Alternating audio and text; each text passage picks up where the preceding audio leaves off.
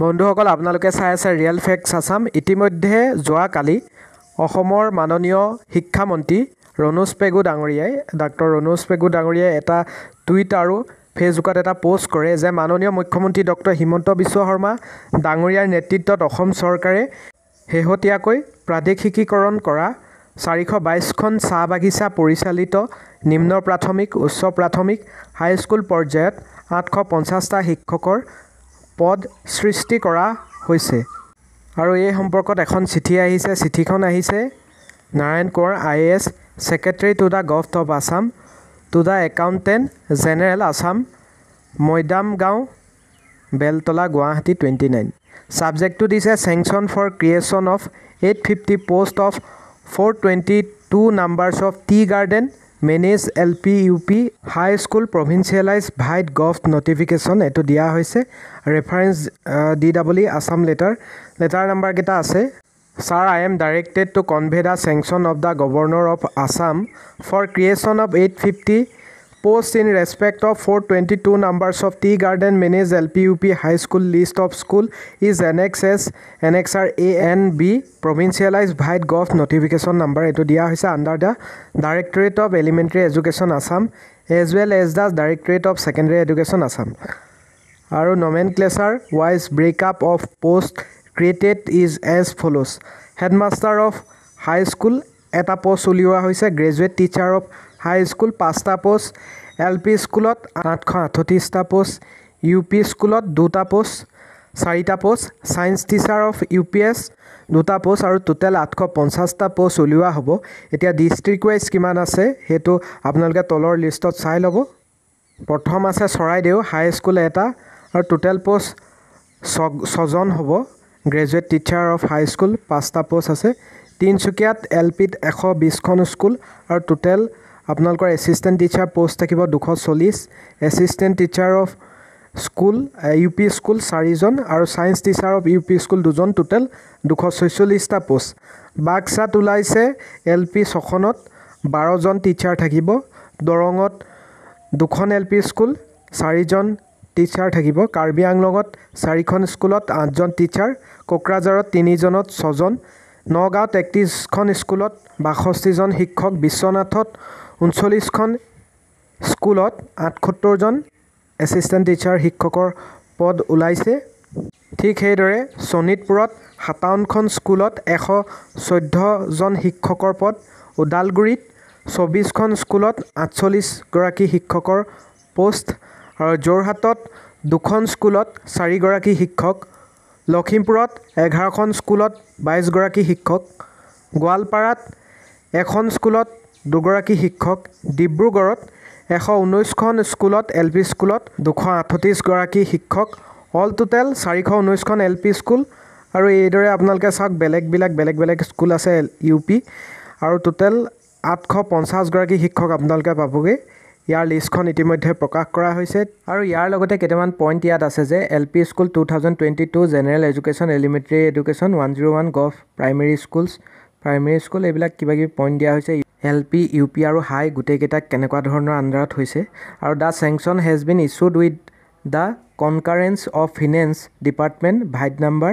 এইকেইটা পোষ্ট ইতিমধ্যে এপ্ৰুভেল হৈ গৈছে ফিনেন্স ডিপাৰ্টমেণ্টৰ পৰা। গতিকে খুব কম দিনৰ ভিতৰতে আপোনালোকে এই পোষ্টসমূহৰ বাবে এডভাৰটাইজমেণ্ট ওলোৱা দেখিবলৈ পাব আৰু যিসকল আপোনালোক যোগ্য হয় আপোনালোকে এপ্লাই কৰিব পাৰিব। হয়তো পুৰণা নিয়মতে এইখিনি পোষ্ট হ'ব লাগে, নতুবা ৰিক্ৰুইট অনুষ্ঠিত কৰিব নাই। এই কথা জানিবলৈ আমি আমাৰ শিক্ষামন্ত্ৰী ডাঙৰীয়াই কি ক'ব বা মুখ্যমন্ত্ৰী ডাঙৰীয়াই কি ক'ব তাৰ বাবে আমি ৱেইট কৰিব লাগিব।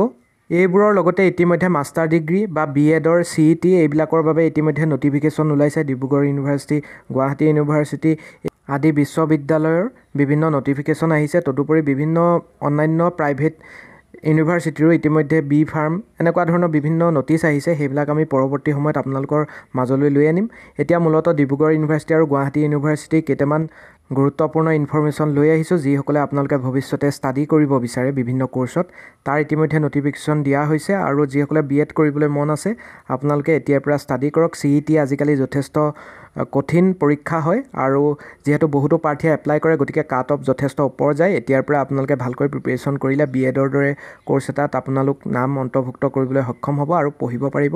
বন্ধুসকল ইতিমধ্যে ডিব্ৰুগড় ইউনিভাৰ্চিটি আৰু গুৱাহাটী ইউনিভাৰ্চিটি বিএড আৰু মাষ্টাৰ ডিগ্ৰী এন্ট্ৰেন্সৰ বাবে ডেট ঘোষণা কৰা হৈছে আৰু ইতিমধ্যে অনলাইন এপ্লাইও আৰম্ভ হৈ গৈছে। এইখন হৈছে বিএড কমন এন্ট্ৰেন্স টেষ্ট বা বিএড CET 2023 ডিব্ৰুগড় ইউনিভাৰ্চিটি আণ্ডাৰত দুবছৰীয়া প্ৰগ্ৰেম হ'ব আৰু ইয়াৰ ইলিজিবিলিটি ক্ৰাইটেৰিয়া হৈছে 50% আপোনালোকৰ বেচেলৰ ডিগ্ৰীত লাগিব এগ্ৰিগেট, নতুবা আপোনালোকৰ মাষ্টাৰ ডিগ্ৰীত থাকিলেও হ'ব আৰু বাকি এইবিলাক আপোনালোকে চাই ল'ব। মই এইখিনি পঢ়ি নিদিওঁ, ৰিজাৰ্ভেশ্যনটো আছেই সকলোৰে বাবে, SC ST OBC এনেকৈ ৰিজাৰ্ভেশ্যন অনুসৰি আপোনালোকৰ সকলো পৰীক্ষা অনুষ্ঠিত হ'ব বা ছিট থাকিব আৰু online registration for submission of application form will begin from 24/5/2023 24 মে'ৰ পৰা আপোনালোকৰ 6 জুনলৈকে আপোনালোকৰ অনলাইন হ'ব।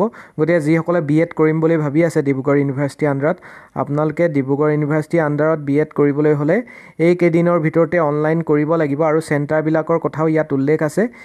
ডিব্ৰুগড়, যোৰহাট, গোলাঘাট, লখিমপুৰ, ধেমাজি, তিনিচুকীয়া, ঢকুৱাখানা আৰু শিৱসাগৰ এইকেইটা চেণ্টাৰত হ'ব।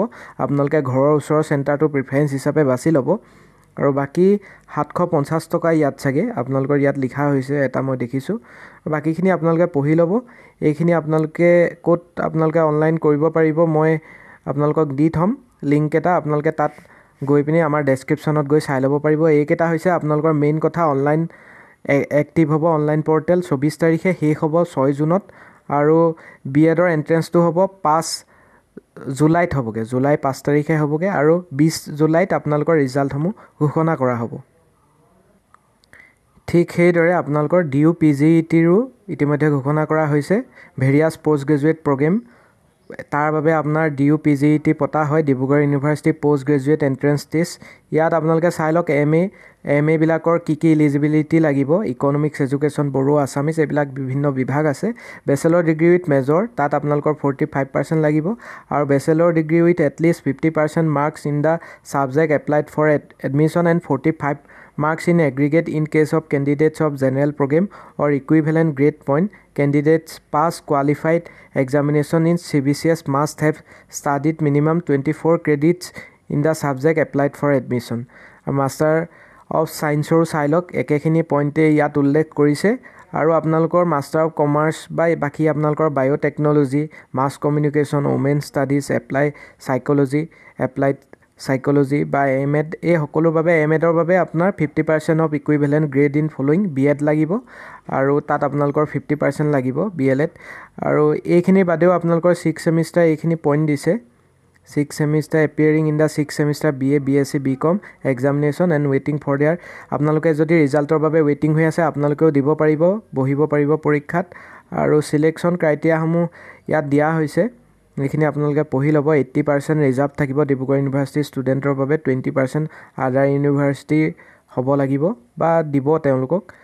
আৰু কেনেকৈ পতা হ'ব এইটো চাওক, 100 মাৰ্কছ থাকিব 2 ঘণ্টা ডিউৰেশ্যনত আৰু এইবিলাক আপোনালোকে ভালকৈ পঢ়ি ল'ব কি ক'ত আছে। সম্পূৰ্ণ আমি পঢ়ি নিদিওঁ, চেণ্টাৰবিলাক একেই, ইয়াত অলপ বেছি আছে আপোনালোকে চাই লওক, ডিব্ৰুগড়, তিনিচুকীয়া, শিৱসাগৰ আৰু অলপ গুৱাহাটীতো ৰখা হৈছে, গুৱাহাটী অৰুণাচল প্ৰদেশত ৰখা হৈছে, ডিমাপুৰত ৰখা হৈছে, নাগালেণ্ডৰ আৰু আপোনালোকৰ কেতিয়া ক'ত হ'ব তাকো চাগে উল্লেখ আছে। অনলাইন এপ্লিকেশ্যন ষ্টাৰ্ট হ'ব 23 তাৰিখে, লাষ্ট ডেট হৈছে 5 জুন আৰু এক্সাম কেতিয়া কি ক'ত হ'ব সকলোৰে বেলেগ বেলেগ। Shift 1 Shift 2 এইদৰে আছে, আপোনালোকে চাই লওক সকলো বেলেগকৈ। আৰু আপোনালোকে এপ্লাই কৰিব পাৰিব DIBRUAC.in পাৰিব, এইটো আমি দি থ'ম লিংকটো, আপোনালোকে তাত গৈ কৰি ল'ব পাৰিব DIBRUAC.in।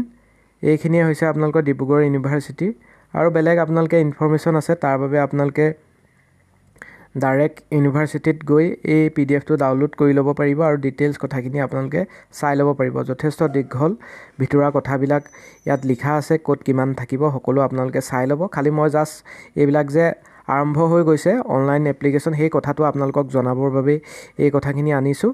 ডিব্ৰুগড় ইউনিভাৰ্চিটিৰ দৰে গুৱাহাটী ইউনিভাৰ্চিটিৰো ইতিমধ্যে নটিচ ওলাইছে PhD আৰু MPhil এডমিশ্যন আৰু বিভিন্ন ডিপাৰ্টমেণ্ট যেনে 5 year ইণ্টিগ্ৰেটেড MCom আৰু BTech এইবিলাকৰ ওলাইছে, আপোনালোকে চাই লওক। ইয়াত PhD MPhil entrance test is schedule on 2/7/2023 2 তাৰিখে শিডিউল কৰা হ'ল, 2 জুলাই তাৰিখে। Online application form will be live from 2/6/2023 to 15/6/2023। গতিকে 2 জুনৰ পৰা 15 জুনৰ ভিতৰত থাকিব। আপোনালোকে এই admissions.guwahati.ac ac.in চাব লাগিব আৰু ইণ্টিগ্ৰেটেড এম.কম আৰু বি.টেকৰো আপোনালোকৰ 1 জুনৰ পৰা আৰম্ভ হ'ব 15 জুনলৈকে আৰু এণ্ট্ৰেন্স টেষ্ট হ'ব আপোনালোকৰ 25 তাৰিখে 25 জুনত হ'ব আৰু ইয়াৰ বাবেও আপোনালোকে এডমিশ্যনৰ বাবে admissions.guwahati.ac.in আপোনালোকে গৈ কৰিব লাগিব সকলো কাম কাজ। এইখিনিয়ে হ'ল আপোনালোকৰ আজিৰ গুৰুত্বপূৰ্ণ ইনফৰমেশ্যন। গতিকে ভাল লাগিলে শ্বেয়াৰ কৰি দিব।